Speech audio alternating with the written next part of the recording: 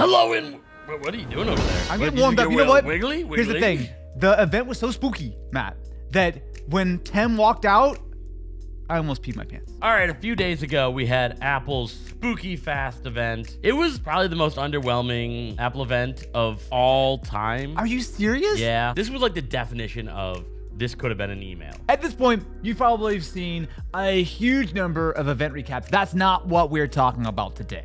Today, we're talking about something which I actually think is a little bit more of an interesting conversation. You pitched me on this idea. Yeah. And I was very curious. And we wanted to wait till we're on camera so we can all have the conversation together. The title here was not clickbaity. I am so over what Mac is doing right now. They gave us so much power with M1, with the Apple Silicon. Yeah. And like, they still haven't transitioned to the gaming powerhouse that Apple is poised to be right now. Wait. Yeah. The gaming thing we're talking about? Yeah, it is. Apple is for gamers.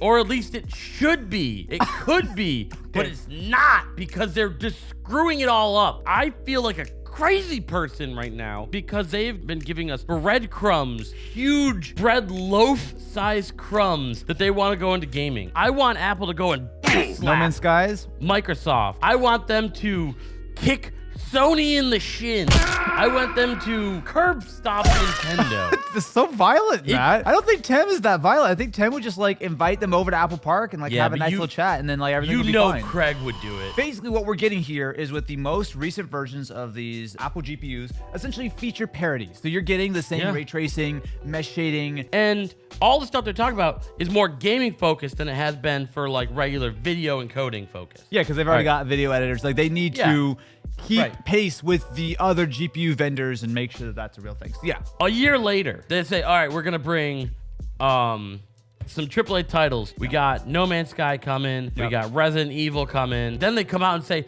we're working with Kojima. And Kojima himself comes on and goes, we're in a new era of gaming for Mac. And we're going to bring Death Stranding to Mac. Then fast forward to this week. There's an announcement that there's an unannounced Capcom game. During the event, they're talking about all this gaming performance that the M3 has, and then they show gaming demos and talk about how many polygons it can render. And then we get nothing. Last year, they gave us the gaming the gaming toolkit, which me, a dumb monkey man, was able to get Diablo running on a MacBook instantly. They keep like, this is for gaming, this is for gaming, this is for gaming, and then we get nothing. All of the games that we're seeing right now, all the AAA titles that are landing on Apple devices, specifically when it comes to the Mac, I'm almost positive are being paid for by Apple, right? Yes. Like when you see them on the keynote, Timmy Cook's writing, Kojima signed a check saying, hey, please bring your stuff over here. You're not going to sell any, but like, we want to kind of make that thing.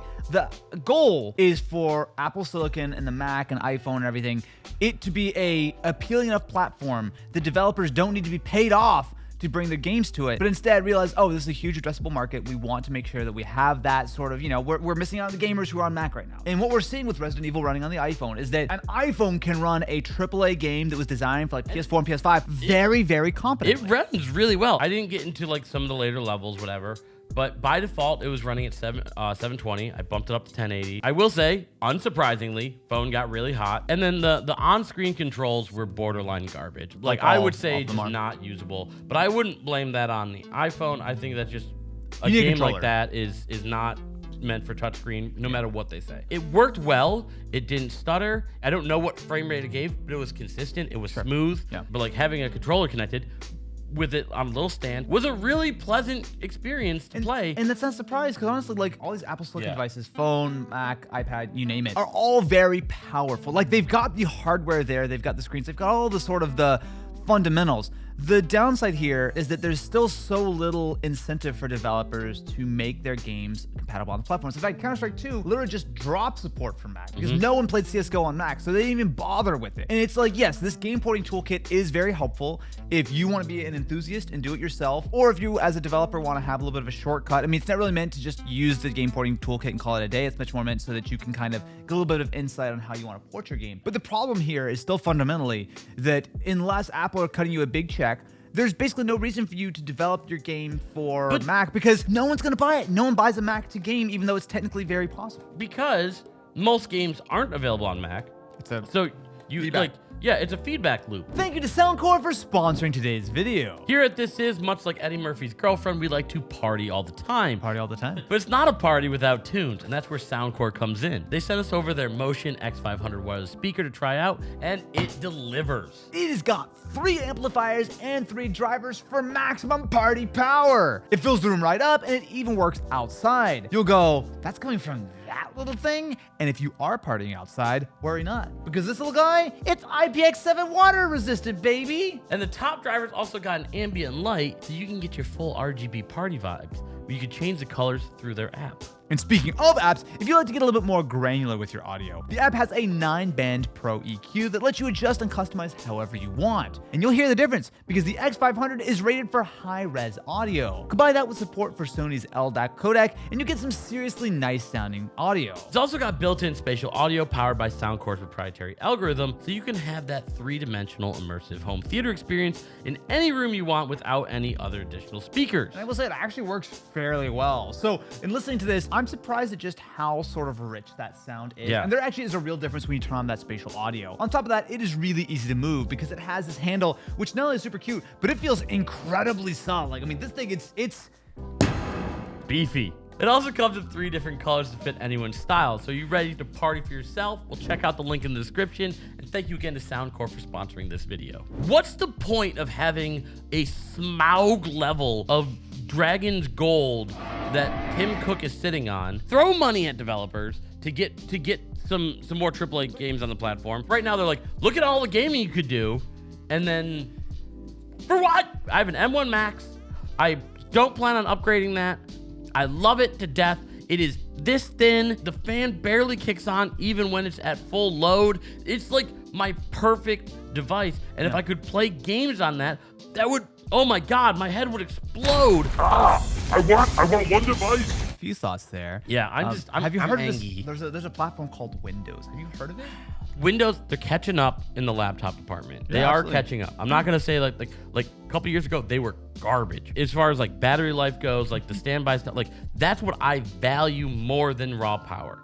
So like, yes, you could get a more powerful laptop. That's not what I'm saying. If I want a portable, lightweight thing that's gonna last me all day, Apple was the way to go with that. When you think about the Mac as a platform right now, Apple Silicon was a absolute revelation. It took the entire PC industry and made them really kind of second guess what they were doing. We're seeing Intel massively stepping up their game right now. AMD are doing terrific. I just got back for a week or so ago from the Qualcomm Snapdragon Summit. Which is the Qualcomm thing is actually really exciting. And that is basically Apple Silicon for Windows. And I think Apple's concern right now is that Mac sales are down. And I think there are a few reasons for that. I think partially because everyone in 2020 and 2021 bought a gajillion laptops, and now everyone's sitting on fairly new hardware. But on top of that, if you own any Apple Silicon device whatsoever, you don't need to upgrade it. Honestly, I'm fine with my M1 Max MacBook, same as you. I understand from Apple's point of view and that it's worth putting a little bit of money into gaming just so they can say that the Mac can do it. But here's the thing, it's not gonna catch on. No one's gonna buy a damn MacBook for gaming. If Apple wanted to be really serious about this, they would put way more emphasis on Apple Arcade, turn that into a real Game Pass competitor, and spend all that money they're paying, Kojima and everyone else to put their games on Apple Arcade. At which point, I think it would be a little bit more of a reasonable proposition if I'm paying $10 a month or whatever, and I'm getting not only all these games for my phone, but also for my Mac. What if the Trojan Horse for Mac gaming, if this is a real point of priority, because they already have hardware that is very capable of gaming, the real Trojan Horse isn't the Mac. What if it's the iPhone? That's what I said. Like, you have one device. And like right now, like to get Resident Evil, it's only on the 15. Right here, you have a really solid gaming device. And like I said, if you plugging this into like a TV, it's a really good experience. Now having this with like say a Backbone or something, also really good experience. You suddenly have a really competent Switch competitor that's already in your pocket that you're not buying a secondary device for. A lot of people are like, how are you going to compare like a Switch to an iPhone? It's $1,000 device versus a $300 device. The point is not the price of them. The point is you're already paying for a phone. You can't think of it as this is a $700 more expensive thing. No, this is saving you $300 by buying this. compared to doing a Switch. But that's all predicated on the idea that the gaming ecosystem is not all free-to-play nonsense, but actually Proper more worthwhile games that you're going to want to pull out the controller for. If you get these on here as like a $10, $15 a month subscription for Apple Arcade, that's suddenly like a not bad proposition.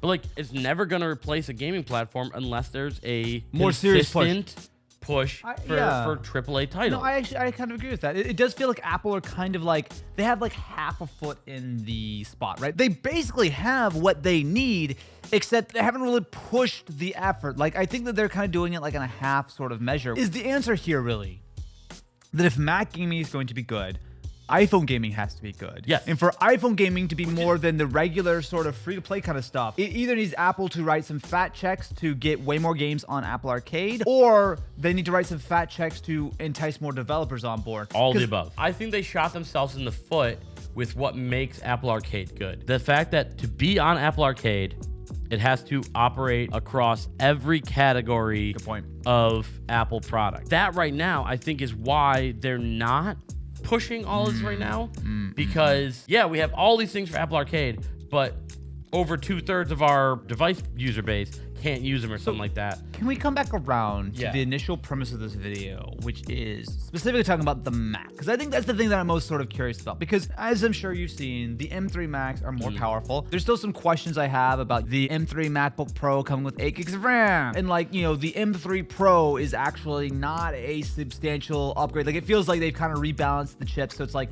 M3 Pro, M3 Max, and not like sort of them being a little bit more of a linear step. If you go to like configure a MacBook Pro and you look at the ridiculous amount of different versions of the M3 Pro, Max, it's easy to forget that before we had M1, we had like the A12 and the A12X and stuff, which is the same thing, right? Like, the old iPad chips are just turned into the M1, M2, M3. Like, there's no real difference between them. It was just more so of they just changed the branding to seem more powerful. Apple Silicon at this point, you have to look at everything from the watch all the way up to the M2 Ultra and the Mac Pro are all basically the same building blocks, just how many, how big the GPU is. My thought is with the 12-inch, it's going to be an A series that's like, okay, this is an M3 that like, it didn't fully pass quality control. So that's why it's now the 7-core GPU versus like an 8-core, like whatever whatever. They already do that, right? If you want to buy a base model iMac with an M3 that has 1 or 2 less CPU cores and GPU, like it's a slightly cut down configuration compared to the standard M3. But and there is like some software things like, so like DaVinci Resolve, you can only use like the full 4K version on an M series iPad versus like 1080 on an A series iPad. Sure. So like, I feel like if we're gonna get a cheaper 12-inch, that's what's gonna be. We're gonna run into that. Here's my lineup. Here's my proposed lineup for Apple. Okay. To simplify. Timmy Cook, tune in. Matt's about to let you know what you should ship. 12-inch is the entry level.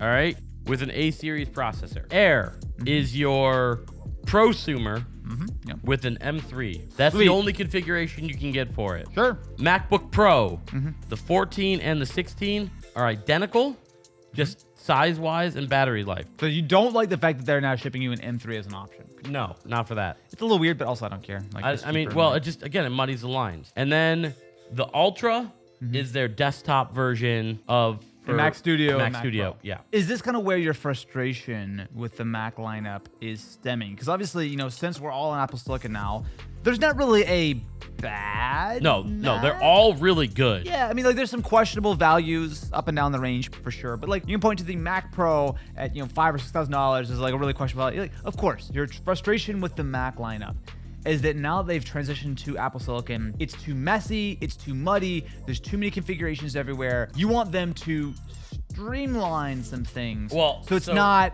all over the place. That's half of it? It seems like they're just like, oh, we're gonna keep shoving this out for the sake of shoving it out, which, I mean, every company... chips that they bought, they need to put in something. Sure, but let's do something with it. Apple Silicon is so good. I feel like they didn't need to come out with 3 yet. Yeah, if you bought a M2 Pro or M2 Max MacBook, you had less than a year of that being the most up-to-date version before they brought M3. Yeah. Which, to be fair, I think that's just because M2 got delayed a little bit. But, okay, so your royal decree to Timmy and the boys is that they need to clean up their lineup, make it more clear and straightforward across the board. Probably lower the pricing on some upgrades, SSD, especially RAM. And Absolutely. then 100%. put a little bit more focus on the gaming aspect, and the Mac is in good shape, and they will make cajillions of dollars, and everything will be happy with the world. Is that your executive royal decree? Yeah.